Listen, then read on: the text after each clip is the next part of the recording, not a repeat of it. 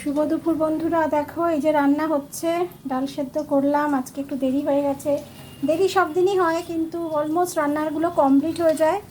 এই দেখো রসুন দিয়ে ডাল সেদ্ধ করেছি, আর কতগুলো মাছ ভেজেছি, দেখো অনেকগুলো মাছ ভেজেছি।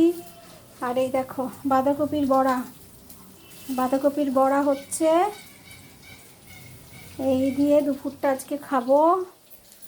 এই যে বাঁধাকপির বড়া করছি, আর ডাল সেদ্ধ, আর এই মাছ ভাজা, এই দিয়ে দুপুরবেলা আজকে খাওয়া হবে আমার।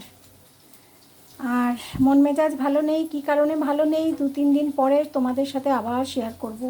কেমন রান্না করতে ভালো লাগছে না গো, কিন্তু শাশুড়ির জন্য তো করতেই হয়, করে দিতে হয়। আমি যখনই ক্যামেরা ধরি আমার সোনা দিদিটা কল ছেড়ে দেয়।